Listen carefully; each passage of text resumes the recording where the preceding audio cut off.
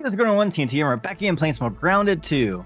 So today I want to do kind of a different video. I want to give some tips I've learned and some things that I think are really good to know early on Grounded. I want to break this up into categories because I don't want to give any spoilers to anybody who doesn't want it. So I'm going to leave some of the stuff that's more spoilery towards the end, and I also have categories in each one of these. We're going to be doing an exploring category. We're going to do miscellaneous, upgrade category. Talk some of the upgrades for armor, things of that nature. Category all around Buggy, so everything about your bug and some cool things about that. And then we'll also do some quality of life buildings I think you should make and why. And then last we'll end it with where to find some of the resources, because a lot of people find that stuff for themselves, so I don't want to ruin that for you. And if you like the exploration portion, I will leave that at the end, so you can either check it out or you can end the video before that to save yourself the spoilers. All right, so the first category I have exploration, and with that one, the first tip I want to give, and this one's kind of a no-brainer, but for some newer people, maybe it's not so much. If you go far from your base, there's a lot of places where you can respawn. If you haven't found the ranger stations, things of that nature. So I would recommend always take these resources with you. That's 4 sprigs, 4 clover leaves, and 2 plant fibers. And what it'll allow you to do is you'll actually be able to build yourself a lean-to to place down, so you can sleep if it's nighttime. And the other thing you can build is a trail marker here. You can build both of those. That uses up all those resources, and it's very easy to have. You can say you used up all that, and there you go. You get a quick little base station location where you can always find your way to. You can sleep if things get rough. So make sure you set your respawn point using R there. You'll be able to come right back to these little outposts, and you don't have to go all the way back to your base, wherever that may be. You can also rename these trail markers whatever you want. If you want to put it at home or a bug area with a red on it and say bad time here, then you can do that as well. So anyway, that's the first tip for exploring. The next one, I don't want to do this, is actually short here, but make sure when you're going in caves or going to somewhere where it's going to be dark, craft torches and bring extra torches, because it usually ends up being longer than you think you're going to be in there, and you're going to want torches. So it's just 2 sprigs, 1 sap, 3 dry grass. Pretty easy to find on your way there. But if you see an area, if you make 1 torch, just go ahead and make this stuff, make another torch, because I promise you're going to want that extra torch when you're out there exploring. So all right, so next thing we're going to look at is how to complete the quest -- breaking enemies block 3 times with dash strike. So I didn't know what a dash strike was. You need a dual-handed weapon. What you have to do is you hold this, and when you hold these in, this actually, when it sparkles up, that's a dash strike. Maybe. Come on, throw your arms up. There you go. You come in there, and there you go. There it is. Break enemies block with dash strike. So you have to have a dual-wielded weapon in order to do that. All right, the next one we have, and this is continuing in the miscellaneous category, is talking about grass. So grass, if you're curious how to get grass seeds, what you need to do is look for the grass here. That's going to be the grass flowers. And that would be what you want to drop the grass seeds. So if you break this here, you can see it drops. And there you go. There's 2 grass seeds. Now, another thing to know about the grass is that if you have this in your base and you do not want it in your base anymore, you don't want it to respawn, what you can do is you can actually just break this down here and get plant fiber out of it. And then that will cause that, so it will not respawn in your base anymore. So be careful if you're hacking around stuff in your base, if you want to keep a piece of grass or a stem or something like that, because it'll be gone forever if you do hack that off. Last thing with grass planks and stems is you can actually analyze these. A lot of people think that it's just stuff in your inventory you can analyze, and that can be kind of confusing because they're the only 2 things you can take to the resource analyzer. So just make sure that you bring one of these in here, and then it'll show you anything you have in your hand, and you can analyze it. I've already analyzed this one. That's how you do that, and you unlock some stuff there. So make sure you do that with anything you can carry, as well as all the resources in your inventory that you can research. All right, the next one here related to inventory and chests. So I saw this report as a bug, and I don't know if maybe it's working differently for some people, but if you notice that you can't sort your inventory at all in here, you're like, oh man, why doesn't let me give them the sort option? The reason is because it's already sorted. So if you move something out of there, you get the sort option. I've seen this I was looking at the bug tracker, and I saw this reported as a bug that they didn't hit the option to sort. And I believe that is because their inventory was already sorted and they didn't maybe think it was. So if you move something around, it'll let you sort. Or if it is a bug, then maybe that'll help too if you move an item around, and it'll let you sort it back. So that next thing around inventory is, if you're wondering where your hotbar is, some of you may figure this out, but it doesn't show it automatically. If you grab any tool or weapon, it'll automatically appear here. So there it is there. Put it back down, it'll eventually disappear. That's how you can bring it up. You can sort any weapons or items or whatever you want in there. Is by just holding on a weapon and dragging it, and then you'll be able to see your hot pouch there. The last thing related to, I guess, inventory or backpack management. If you die in the world and your backpack falls beneath the world, or you're not able to get your backpack, there is an option under game repair to recover backpacks. You can only do this once per load per save, which I don't know why they even say that, because you can just quit out of the game and come back into it and you'd be on the next load. If you really wanted to cheese it or abuse this mechanic. However, it'll respond it back to your starting ravine, which is this location on the map here, the onboarding facility. So if you lose your backpack, you can go back there, you can get that. And I think that concludes everything for the miscellaneous category. Next, we're going to talk about upgrades. So one change from ground 1 to ground 2 is you now can break milk molars with your tier 1 hammer. Before it required a tier 2 hammer in grounded 1, but now you can actually break the white milk molars with your tier 1 hammer. The gold milk molars, those have to be, the mega milk molars, those have to be used on a tier 2 hammer. You have to have a tier 2 hammer to break those, but you can actually break the milk molars with the tier 1. So if you see them and you're thinking it's like the old way and you can't break it, which that's how I was in the very beginning, I was like, oh, I might as well not even try. You can actually break those, so that's awesome. One thing that goes along with upgrading and mutations and things like that, I would highly recommend as your first upgrade is that you upgrade your max active mutations. So it takes 3 for the first level, 4 for the second level, and then 5 for the next level. That's a lot right away, and you don't get to put it towards this, but I really, with the healing you have in the game and things of that nature, I don't know this is super important as much as having your max active mutations maxed out. And then with that, we're going to talk about mutations. So your mutations menu is here. One thing to keep in mind here, you'll see that these are green automatically, and you may think, oh, I have those already unlocked because they show green underneath. That's not the case. You only have this many up here. So like there, I have 0 of 3 applied. So you have to apply these. You have to come in here and use spacebar on them, and that will apply those mutations. And then it does tell you as well what you need to do with each one in order to unlock these. So you can see there, kill 40 creatures with daggers, kill 40 creatures with bows, so on and so forth. And that's how you unlock the different tiers and mutations. For those weapon upgrades, what you're going to need is you're going to need quartzite and you're going to need marble. And you'll find those in dungeons, things like that around. So there's what the brittle marble looks like. And over here is your quartzite. Those, if they're brittle, you can break them with a tier 1 hammer.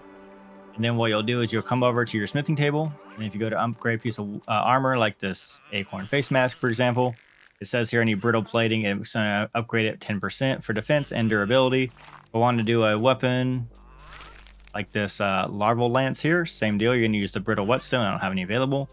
However, that would give you 10% each one of these. You can go up to a level 3 weapon. Right now in grounded, that's the max you can go is a level 3, but that's how you upgrade it. You get the smithing table.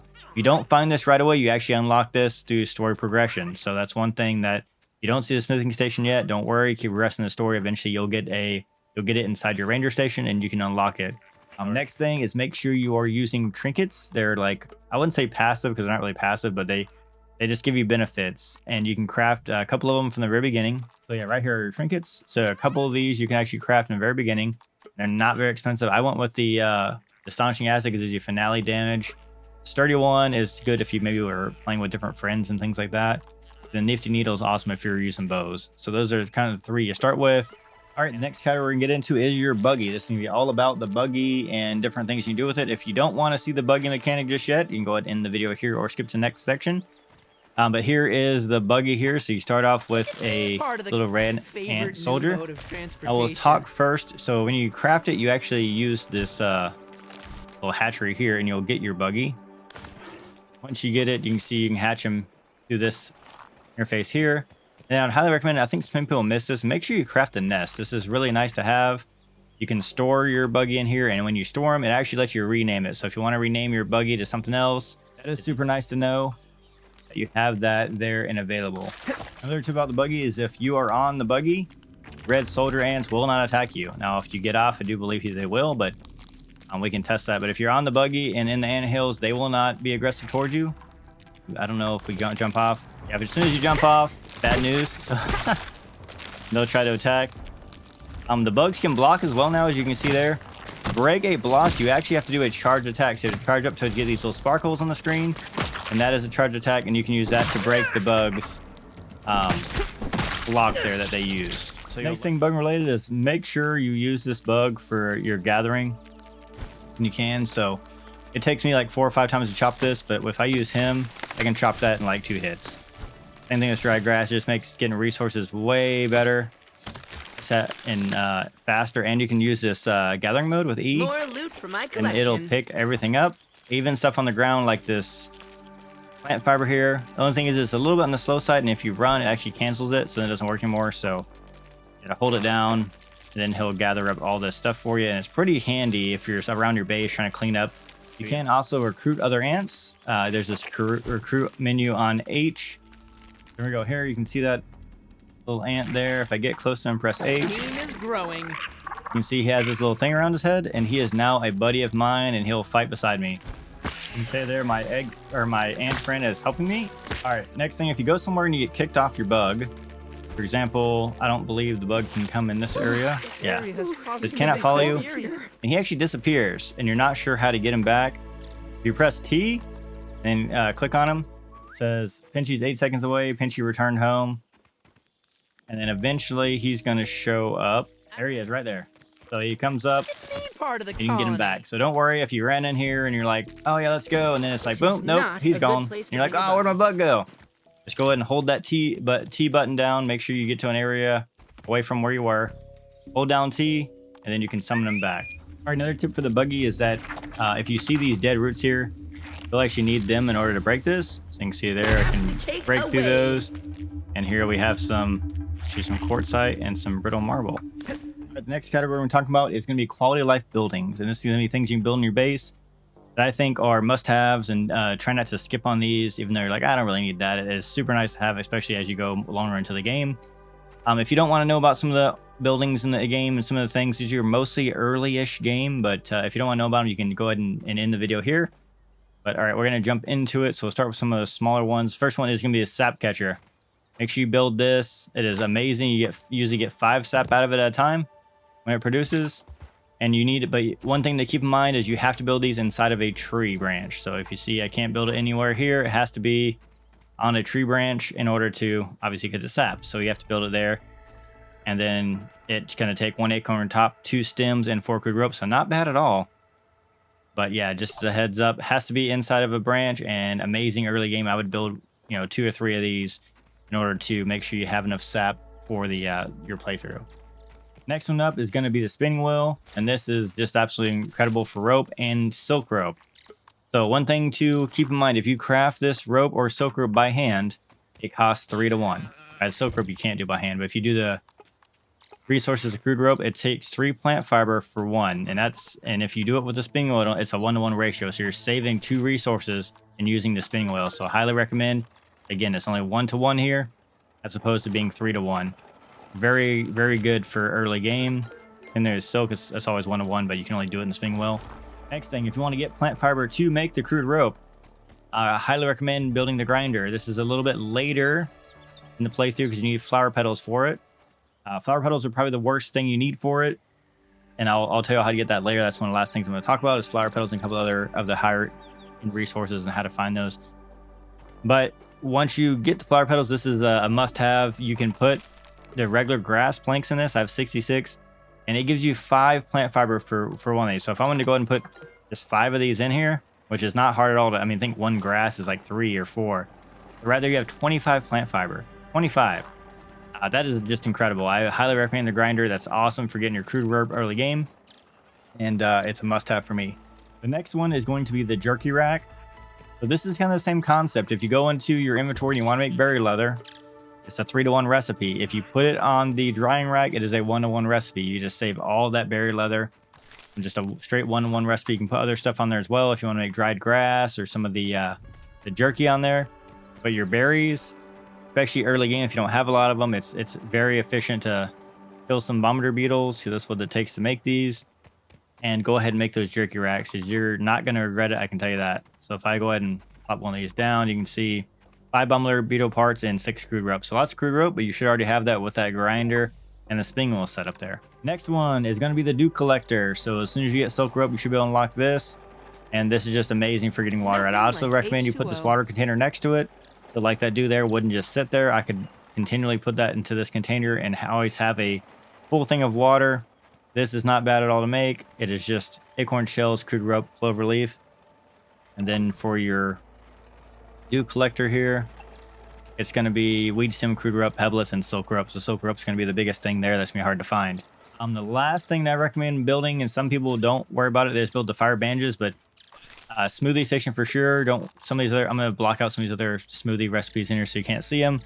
Some of the two that you can get right away are the green machine and the boost juice. These are amazing. You just need grass seeds, slime mold stalk, which I have plenty of, and your clover leaves. Gives your hyper stamina, regains stamina faster, and it heals you. These are a must-have when you're out exploring. This one is fantastic, and the boost juice as well. Not too bad to craft there.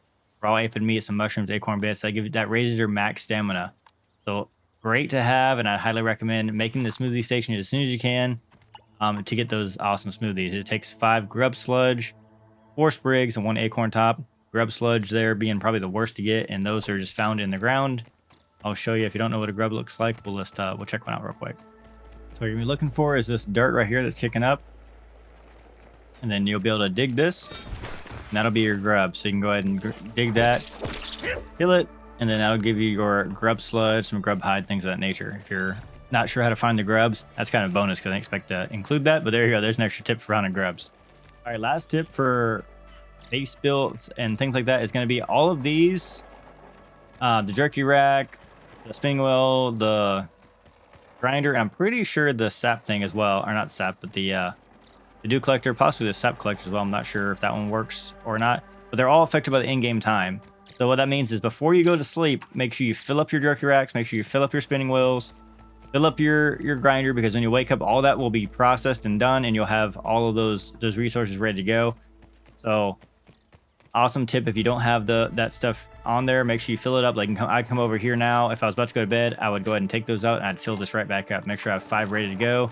Same deal here. I'm gonna take that out. I'm gonna have 5 ready to go. I think that's gonna do it for quality life. So this next section, again, we're gonna go and we're gonna check out some of the resources, and this is gonna be your flower petals, your blueberries, and your lingonberries. So if you do not want to get spoilers on some of this stuff, because they do lead it to you later in the story mission, they send you these locations to fight some things, and if you're not wanting to spoil that for yourself, then please click off the video now. All right, so here we are. This is where you can see the luscious blueberries, and if you look on the map, it's going to be right here in this lower corner. So you got you zoom out here, there's a starting area here, and you got the ice cream cart. Right back besides the ice cream cart is going to be these berries over here, and they're not too bad. You can, I don't know if you can hit them with your, yeah, you can hit them with your buggy here, use them to chop them up, and then you can grab yourself some blueberries. So that's your blueberry chunks. Pretty easy over here. It's not too bad. When you first get lit over here, there are some enemies you have to fight, so just keep that in mind. If you follow the story, I think if you do it before the storyline, they don't appear yet, so if you run over here ahead of time, you might be able to get them without too much of a fight, but I'm not sure if that's the case, because I found this place whenever I defeated the enemy. So the heads up, there you go. Lingonberries, or sorry, blueberries if you're looking for those. The next thing is if you want to get the icicles, actually you find this frosted grass in the same area over by this ice cream truck or cart, and you just break this grass. I don't know if my buggy can do it, but I'm just gonna do it myself here. Yeah, break this glass, it's gonna fall down, and there you see you get icicles. They're down here, so there's ice splinters, I'm sorry. And that's how you get those, just by breaking this glass. Might be another way once you get in there, but that's there's so much of this grass out here. It's frosted. That's a pretty nice way to get those ice splinters if you're looking for those. All right, so we're coming over to the picnic table. We can use this resource finder. You can see there, it shows me where the petals are. Actually, it kind of shows you where the lingonberries are too, but this is where you can come to find the flower petals. So you get some down here. There's some up on top as well. Not sure if they're respawn, but if you look all around this picnic table, and then there'll be flowers that are laying on the ground as well. And there'll be like these blue flowers. I'll see if I can find one real quick. All right, so here's what the flower looks like. I just found this one on this rock that was underneath the table here. You can break this, and it's gonna give you flower petals. All right, last place we're gonna look at is lingonberries, which if you look on the map here, just little like flying discman here. I'm in a little corner down here, and all along here, you can find the lingonberries. All right, search here. You can see I've gotten a ton right next to me here. And this is a main location you can find them. Like I said, I came right in over here, and then there's this little opening. There are spiders and stuff in here. I haven't seen any big spiders yet. But if you look up, you can see there they are right there. And you can see there's a bunch of them up there. Just shoot them down with your bow and arrow. And then you can get all the lingonberries that you ever want to deal with, and then take them back to your base to use them to make armor and things of that nature. One note to keep in mind on Lingonberries, you do need a tier 2 axe for this. Alright, well those are my useful tips for grounded. I hope y'all enjoyed the video. If you did, go ahead and leave a like. If you're not subscribed, you want to see more, hit that subscribe button. With that, I'll catch you next time. Thanks everyone.